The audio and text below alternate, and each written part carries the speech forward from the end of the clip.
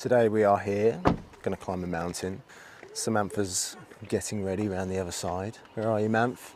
I'm taking the bag. I'm just, oh, It's only half an hour up the top. half an hour to walk up. Yeah, half an hour, well, probably less to walk back. Should be right. Put the bag back. I've got my water and stuff in it. What if we need a drink? Probably be fine. And considering that brutal truth that I've just given my wife, then today's video is all about the brutal truths about moving to Australia. No holes barred. All the negative bits as well. Let's get to it. Oh, and by the way, it's 6:30 in the morning, which is the reason why I sound a bit dusty. So the first section is about money and finance. How did it feel when we first moved with regards to spending money? You're asking me? Yeah. Oh. It seemed like you were spending a lot because of the difference, Yeah. didn't it? Back when we moved, the exchange rate was about 1.8. Yeah. Now it's 2. That's pounds to the dollar. We just paid cash with everything, didn't we? Because we didn't have cards or anything. That was a nightmare trying to get a hold of a debit card. Christ. Yeah. So they do these bank accounts where you can get different, well, you can get set up really as a migrant, but it's not really helpful if when you move, you still need to get all your different points of ID and a place to live just to get your debit card. We thought we could just go and collect it and start spending and transfer our money across. Yeah. It wasn't necessarily the case. That's simple. Oh, some people on their way down. Morning. Morning. So particularly when you've got cash and that you're trying to spend, it can feel a bit daunting because you literally see all of your money just going. And I guess it makes it worse the other way around, that if you've got a card, you're spending all this money, yet it doesn't feel like it's all going. No. So I guess if you do want a bank card before you move and everything's set up so that you can spend all of your money willy-nilly, we've got a link to what we use now, which is called a Wise card. It's got the best transfer rates. We've used them for like the last 5 years. We even used it to transfer all of our money across for buying our house once we'd sold in the UK. I'll leave a link down in the description below. Why are you pointing the camera up? Because it's 360, that's what it does. Oh. If you follow that link, it'll give you a card that you can use straight away and set all your money up on it. And when you get here and you decide that you want to go on holiday somewhere else, you can even use it still then. Because you used it when you went back to the UK, didn't you? I did. And I could monitor her spend. Yeah, you kept asking me why I was going here and going there and Why you go to Poundland again? what are you spending? How much are you spending in Poundland? I didn't even know you could spend that much money in Poundland. Another thing, I guess, to do with money when you first move is superannuation. Yeah. Because that's not really a term that I'd even heard of before I moved to Australia. Superannuation is kind of like their pension system. And overall, I think the superannuation is better because your employer is kind of legally bound to do it. But I guess the first thing is if you're planning on not being let me do it the other way around. Morning. Morning. Morning. Morning. Morning. I guess if you are planning on being self-employed, then you are the person that's responsible for those superannuation contributions, which is one of the things that you have thought about, haven't you? Yeah. With regards to going self-employed as a disability support worker or still working with a company. Because if you work for people, then superannuation's kind of okay. Yep. You know, it just gets paid in automatically, it comes as part of your wages. But if you want to be self-employed, along with sorting out all your own tax, you have to sit there and do your superannuation contributions. And sometimes it might not necessarily work out as being a better deal. No. You struggling? Yeah. Jeez. Someone's struggling. It's just me. If I'm keeping the pace, we go too fast. What else? The other thing as well with superannuation is like to make the right choice that is best for you, mainly because it's kind of an investment that you don't really think about for the rest of your life, especially coming from the UK. We didn't even have it, and you kind of want to make the choice that's the best one for you, because in theory, if you pick a bit of a dud one that doesn't have the right returns or ends up being a little bit more in the fees, when you extrapolate that over, you know, the majority of your working life, you can end up kind of losing a bit of money on how much you would have earned And there's lots of different superannuations based upon... Christ, it's not level, is it? No, it's up a mountain, darling. It's so rocky. Well, they do this because it protects the path, so you're walking on the stones. Yeah, there's no path. Well, this is the path. Oh my gosh. Yeah. There's loads of different superannuations depending on which career, profession you do. Profession or you might be able to- progression? You might be able to find one that is a little bit more relevant to your profession, and they might have different perks that would benefit you. I'm just with Oz Super. I don't even know. Like, I just went with And that's the what other the point employer- as well. Exactly. A lot of the times the employer goes, oh, what we use this one the superannuation are you most, with? yeah. And you go, I don't know. So you just kind of use theirs, which is okay in the first instance because you can transfer them. So that wouldn't be a problem. But yeah, as soon as you can do your research, maybe do your research beforehand, it's not a bad idea. It's like I'm leading a blind person. I'm breaking a sweat at 7:15 in the morning. The next section we're going to talk about is like housing and renting. And I guess the first thing is that, Don't ask Sam. well, apparently you might be able to ask Sam, but we'll get onto that in a second. We moved 5 years ago. The rental situation was a lot different than it is now. Two main reasons. First one, it was a lot cheaper. Second one, it was a lot less competitive. There you go. Hey. Whoop, Nice view out there. Oh shit. that mountain. Yeah, mountains everywhere. What we've seen with both the rental situation from other people that follow us and people that we know that have moved more recently is you kind of have to prepare yourself a little bit mentally for the amount of rejections that you could get. Particularly when, you know, especially if you're a bit older like we were when we moved, you're used to kind of getting everything. What you want, yeah. You know, especially me, I'm terrible to buy for at Christmas, according to my wife. And yeah, if I want something, I just kind of go out and get it. But then, I guess having that fear of having, oh, go I away. let him breathe. Oh, me. Have a little rest. Oh my goodness. First little rest stop. I guess having that fear of like, someone's just in the next steep bit. But having that fear of like, not knowing whether you're going to get the house that you want. And people always put a lot of investment emotionally into looking at houses and they think, oh, that would be great. Oh, what if we had this? So just prepare yourself really for that mental disappointment of not necessarily getting the first house that you want or even multiple houses. I say multiple, I don't mean like, you know, 50, but everyone's different with their perspectives as to You've what got to would be really prepared affect for them. rejection, haven't you? Yeah. I mean, we didn't get the first houses that we wanted, and ironically, the ones that we wanted more were the ones that were the busiest when you go there. Even that can be pretty downhearted when you turn up and there's 20 other people viewing the same property that you're viewing. You kind of think, hang on a minute, are we looking at multiple properties here, or are we just looking at the same one? But I guess prepare to be open-minded about what it is that you want, and then, you know, increase your own luck by applying for as many as you can do. Should we keep going? Yeah. What's that, an easier way? Yeah, we don't have to go up that one. Yeah, I think I might go. We'll use the other path. Not that crazy man went up. Yeah, gosh. The other one, I guess, is also linked to the previous section with all the money and stuff.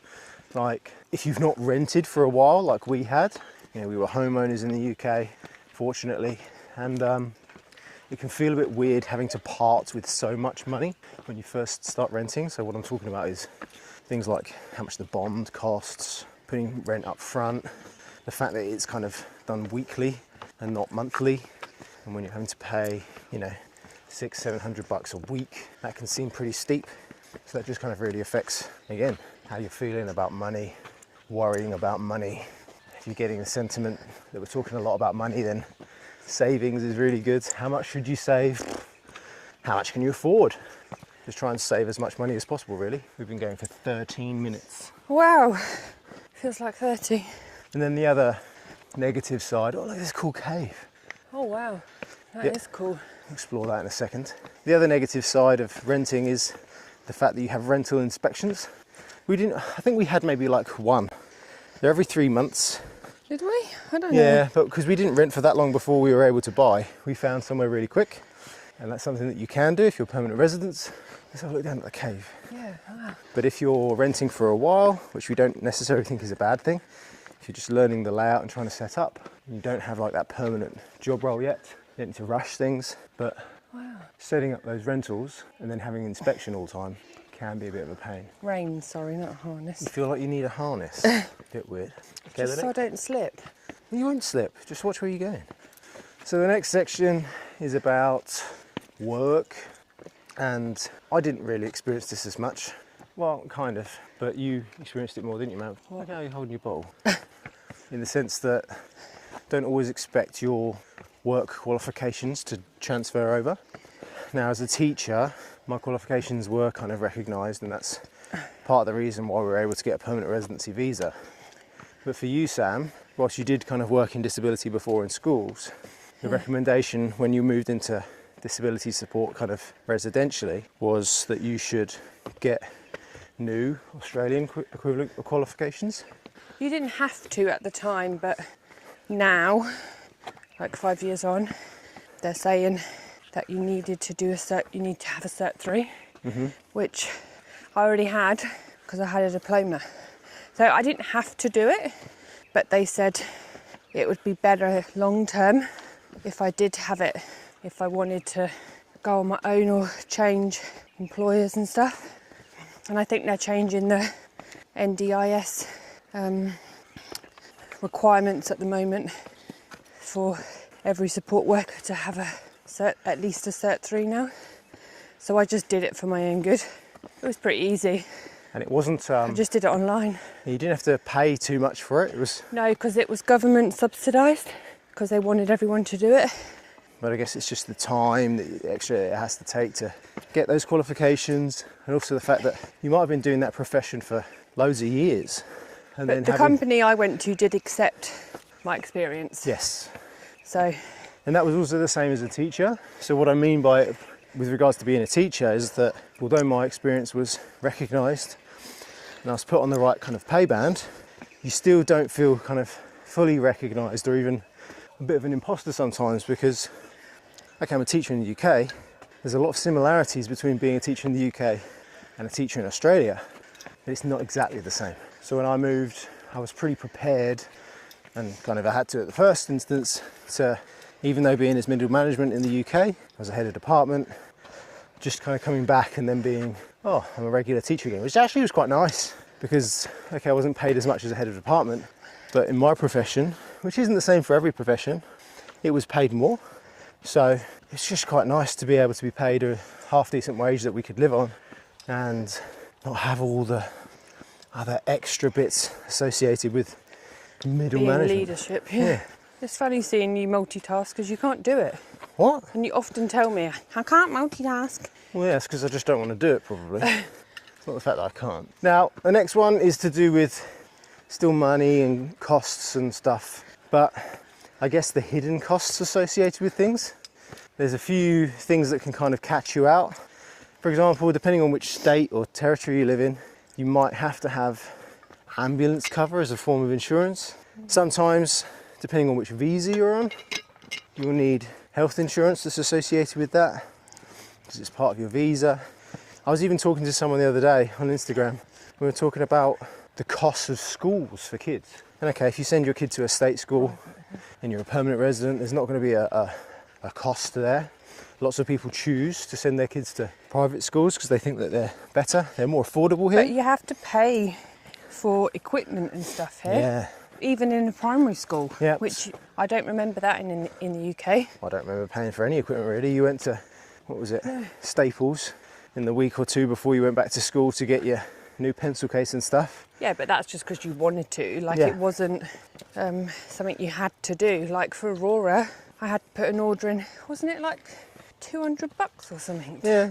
Just for all the stationery. Yep. And but I mean, what I did like was at the end of the year, because all the kids' stuff you have to label everything, and then they kind of all share. And then at the end of the year, it kind of gets split back up, and you're given some back. It might not be your child's one, but you know, you might come home with a different name, but that's okay. But I still, yeah, it still was still quite a lot just for pens and paper, and then you had to pay for obviously the uniform. That ain't cheap either. Yep. A lot of it's branded. You can't like Yeah. go to Tesco or Asda and just get the the bucket unbranded hat. ones, because your kid's going to look weird, right? I mean, the few times that I've been able to pick up or drop off Aurora and see all her little mates, everyone's wearing the branded ones. No one wears Oh, there's a the few. mishmash ones. There's a few, but they sent a newsletter thing out just before the end of term saying that, you know, being strict on what colour socks, Yeah. what colour shoes. Oh, there's a runner. Oh, wow. Let's get out. Oh my God, he's mad. Jeez. I mean, I'm looking forward to coming down, I must say. Oh, the knees. The knees, well, it's my dodgy hip at the minute. My knees are all right at the moment for once. It's myositis in my hip. But another thing to kind of think about, particularly if you're, you know, on your own or you're a family on a sole income to start off with. Maybe you know, your kids are young. Maybe you're on a visa that you can't really send them to childcare because you don't qualify for childcare subsidy. So having that kind of financial vulnerability where you are reliant upon one income, so that makes you reliant upon that employer, and you've got all of these other, you know, variables in your life that you don't feel like you have as much freedom about. That can make you kind of feel a little bit stuck. And I guess it doesn't really help with people like me who tend to blabber on about all the good things moving to Australia. And you're sitting there and you're personally feeling that, hang on a minute, I don't have a lot of choices. Maybe you've got an employer on a sponsored visa that you find that you're working a lot more and you don't really want to say to them kind of no, that you don't want to do it because you want to spend more time with your family. Well, you can't financially say no because, you know, you rely on that money. Yeah, let these people go past. Yeah. Mamp's having another rest. a tree rest. Now, I forgot to press record when we first got to the top of the mountain, but I guess you'll be able to watch me struggling as I'm trying to get to the top. And I guess this really epitomises the biggest point that we're talking about with regards to struggling when you move to Australia, and that is the emotional burdens. And the first one I didn't really think about until I got here, but it was the idea of something called decision fatigue. Sam's literally wincing her face at this. Decision fatigue. Okay. So it's the idea that every time you have to make a choice about something new in your new life, everything starts to feel a bit harder and nothing feels familiar. And I guess if you do this enough, it does really start to get to you and you start to feel a little bit like you don't have any control. Now, this can be particularly difficult if you're in a partnership, and I guess one partner is the one that tends to make all of the decisions in the relationship. Yep, that's ours. You're the decision maker. So I guess if that is the thing that does work well in your relationship, what advice could you have for the person that does play a bit more of a passive role? How could you help the person who has to make all of the decisions? I do try sometimes, but I just don't have that in me sometimes to make them decisions. It can be really simple, like between two dresses, and I can't make that decision. I find it quite hard sometimes, so I just look at you and just go with what you say. I guess sometimes you might have to buy two dresses, and these are yeah. the difficult life decisions that people have to make. But I mean, if it's like really like a difficult decision, like, you know, for the girls or something that's quite hard, then I probably could make a decision, like which school would Aurora go to? Which daycare would I prefer Sierra to go to? Like, I could make that decision. You did make that decision. Yeah, like I could do that. But sometimes if it comes to me deciding for something about me, I find that hard. It's a bit like presents. I'm useless at buying stuff for myself, but I can happily go and buy stuff for anybody else with no problem. And I don't need to make a decision normally. But if it's to do with myself, I need someone to be like, yeah, I think that one, or I think this one, or I don't know, maybe that's just a girl thing, I'm not really sure. So I guess the main gist of all of this is play to your strengths. If you're in a partnership, then, you know, sometimes one is going to be slightly better than the other at this. But if you're on your own, I guess try and reach out. Try and find someone else who can help you make that decision. Someone you can talk to. Encourage you to make the right decision. Because I guess there are lots of people that are going through similar things when you move to Australia, and it always does help to not do it alone. But another thing that you might realise when you move here, especially with the Instagram perfect imagery, and I guess we're guilty of this as well, just painting a lifestyle that just looks fantastic. There is the emotional idea of this dream that you paint about moving to Australia, and then the inevitable reality crash. What's something in Australia that you thought would be the case that doesn't really seem to be? When people say to me, why do you need a holiday? You're on a permanent holiday. Well, no, I'm not. I'm still working. I'm still getting up and doing mum stuff. I'm still cleaning the house, cooking. We're still doing whatever we would normally do in England. It's just sunny. But like I say to you, I feel like I need to go on holiday. I need to go to a hotel where everybody does everything for you, and you can just get up and go and lay by the sun lounger and bring cocktails. I know you do that for me anyway. Yeah. But, you know, it's just that, yes, we do live in Australia, and yes, the weather's nicer and our lifestyle and everything is a lot better, but it's still life. We've still got to get on with normal life, haven't we? I guess the daily grind, wherever you are moving from, doesn't really ever go away. Unless you're a millionaire and you just can live off your fortunes. But the reality is for most people that they are going to have to continue their grind of living. Chances are if you're having to work from the bottom in your career, that's going to be a lot of grinding as well. And whilst sometimes I still feel like I'm on a little bit of holiday when I'm visiting new places in Australia, I guess the novelty of feeling like you're on a holiday, I don't know, is it going to be soon? Is it going to be a long time? But for everyone, it does kind of wear off. And if it does start to wear off, I think this is one important tip that I could give for everyone who moves to Australia long term. And that is, well, what is the escape plan? Not in the sense that you have to escape Australia. I mean, for plenty of people, do move back. But don't let the burden of how much flight costs back home trap you in feeling like you've got nowhere else to go. It seems a lot at the time, but if you need to go home or whatever, then you find the money and you make the time and off you go. Like, it's just money at the end of the day. You work for your money and you use your money and you go back. That's how it is. Like, there's different prices obviously for different flights, and it does seem a lot when there's a family of you. Do you need to go home? You're not coping, or do you need to go home because of family? Do you need to go home because of illness, because of a death? You know, you have to make that choice, you know. And everyone has slightly different reasons, and everyone's reason is okay. I guess you just need to factor in the cost of living, not like bread and milk and stuff, but as a migrant to Australia, the idea of what if I need to go back just becomes a cost of living factor that you have to take into consideration. Because at the end of the day, spending a bit of money to make life easier, you can't take it with you. Just do like a savings that every time you get paid, open a bank account that's specifically for flights or specifically for a holiday, and you put that money into that account. That's what I do with the girls and the dogs and holidays as well, so that, like, you know, if I did have to make that decision to go home or whatever, that I at least have some money saved. And one decision that some people make when they move to Australia because they want it to be a bit easier is they look into a bit of help with their visas. And if you're watching this wondering about Australia and you haven't even looked into your visas yet, then you might want to speak to our friends True Blue Migration Services. We've worked together for about 5 years, helping hundreds if not thousands of people make the move to Australia and hopefully get over some of the challenges. But with their decades of MARA registered experience, they'll help you to overcome the first challenge in what visa it is that you're applicable for. Why did I say it that way? Applicable. They're a lot more professional than I am. What category of visa you fall into? Alright, don't wind me up. Is that good? So if you're wondering what category of visa you might fall into, go onto their website at www.truebluemigration.com, mention that Johnston Life, and for free they'll tell you exactly what visa category do you fall into. And once you realise that their service is a lot more professional than us, because you mentioned that Johnston Life, you'll go on to save $200 off the cost of your visa.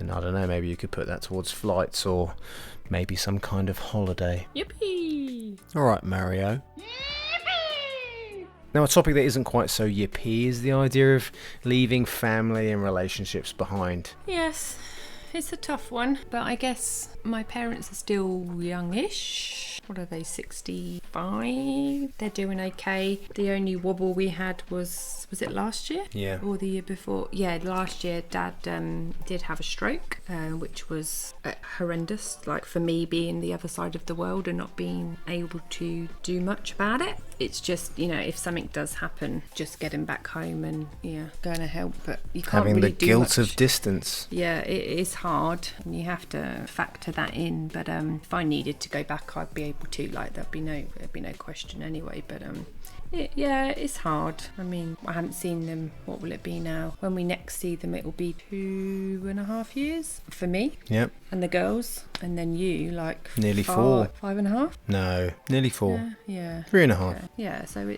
it's hard because they're working, we're working. You know, you still need to make money and everything. You know, your parents are retired, so it's a bit easier for them to come over, and they live closer as well. So yeah, it's hard. But moving away, you still miss big milestones. I think about my nieces and nephews and not being there through quite a lot of their formative teenage years. And then I think about the idea of me next seeing them, and they're not going to be little kids anymore, and they're going to be grown adults. We've already been unfortunate enough, I guess, to miss funerals. You've missed friends' weddings. Yeah, one of my best friends got married. My uncle passed away. So yeah, it's hard.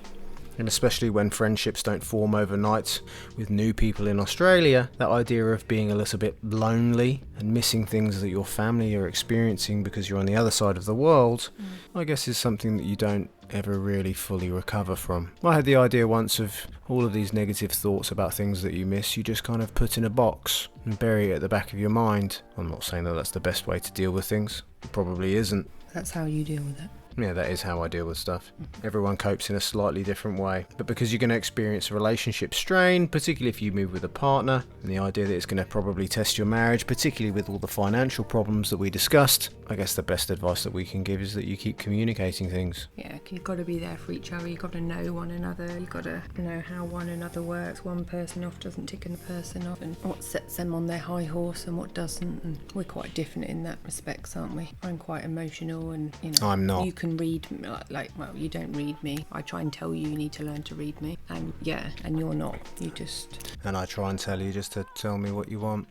But I don't want to It works tell wonderfully. You know, I don't want to tell you. I want you to know. Oh, Sam's not right today. Like, let's just see how she is. Or even just when you get back from work, just how's your day? Like, Don't act like I don't ask you. Well, you know you do, but I'm just saying for communication, like, just ask about one another. How was your day? Like, did you get a good sleep last night? You know, that kind of stuff. One day I will learn to read minds. So the last bit that we're going to talk about is, I guess, reading your own mind, and this idea of what is your own identity and what is your own self-worth. Because making such a big decision to move to the other side of the world, there's always going to be that impending fear of failure. What happens if all of this goes wrong? What happens if it's definitely going to go wrong? Because everything that I do, it just doesn't seem to work out right. Who are you really letting down if your move to Australia doesn't work? No one. Why are you letting anyone down? You're going to give it a go, you're going to see how it goes, and if it doesn't work, it doesn't work. It doesn't mean you're a failure or anything, it's just,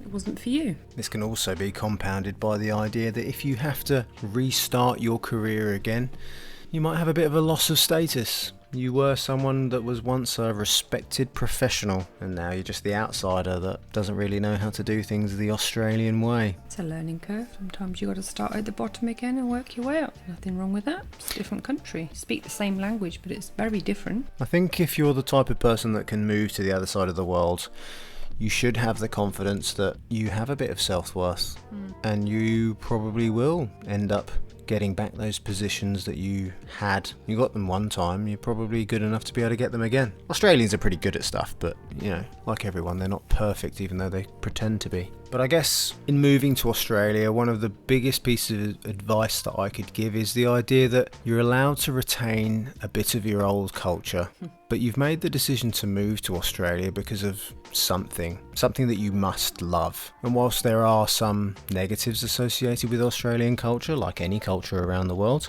don't forget to embrace your new life here and everything that it's got to offer, warts and all. Because I guess if you're going to move to Australia and think that it's going to be exactly the same as home, and I'm doing the inverted commas finger thing there, then it probably won't work out, because Australia isn't the old home. As we always keep saying, the UK still feels like home. Well, I do. You don't. I think I tell myself that the UK isn't home just so that I can make Australia more home. But after 5 years of living here and going through all of the challenges, I've learnt to not really push it, because after a period of time, eventually you realise that Australia probably is your new home, and that's okay. So what do you think about our pieces of advice? Are they any good, or just a load of whinging pom nonsense? I'm sure you're going to tell me what your best pieces of advice are, even if you're an Australian helping some kind of foreigner to assimilate better, which is what we're all aiming for, just so don't be too nasty in your comments. And hopefully we'll see you next time. See you.